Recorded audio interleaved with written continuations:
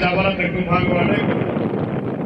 അതിന്റെ പടിഞ്ഞാറ് സൈഡിലാണ് നാഷണൽ വാട്ടർവേ കടന്നു പോകുന്നത്, ദേശീയ ജലപാത. കേരളത്തിലെ ഏറ്റവും നീളം കൂടിയ ദേശീയ ജലപാതയായ കൊല്ലം കോട്ടപ്പുറം ദേശീയ ജലപാത അതുവഴിയാണ് കടന്നു പോകുന്നത്.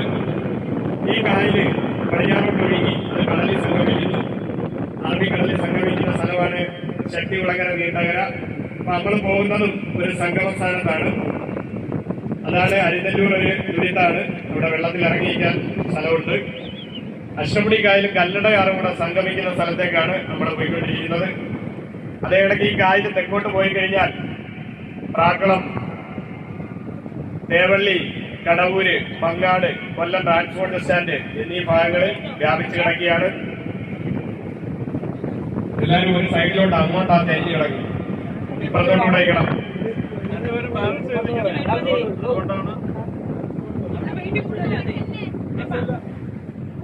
കുഴപ്പമില്ല, റെഡിയായി. അതേ ഇടയ്ക്ക് ആ കായല് കൊല്ലം ട്രാൻസ്പോർട്ട് സ്റ്റാൻഡ് കുറെ ഇടങ്ങളിൽ ടച്ച് ചെയ്ത് കിടക്കുകയാണ്. ഈ കായല് കിഴക്കോട്ട് ഒഴുകി ഇവിടെ പെരുമൺ ട്രെയിൻ ദുരന്തം നടന്ന പാലത്തിന് കിഴക്കോട്ട് ഈ കായൽ വേറൊരു പേരിൽ അറിയപ്പെടും, കാഞ്ഞിരോട്ട് കായലെന്ന് അറിയപ്പെടും. ഈ കായലിലെ കരിമീനാണ് ഏറ്റവും രുചികരമായ കരിമീനെന്ന് വീണ്ടും ശാസ്ത്രജ്ഞന്മാർ കണ്ടെത്തിയിട്ടുണ്ട്. ആ കായല് കുണ്ട്ര, പടപ്പക്കര, പേരയം, വെള്ളിമൺ എന്നീ ഭാഗങ്ങളിൽ ടച്ച് ചെയ്ത് അത് പുത്തനാറ് വഴി മൺട്രോസ് ആയിപ്പുണ്ടാക്കി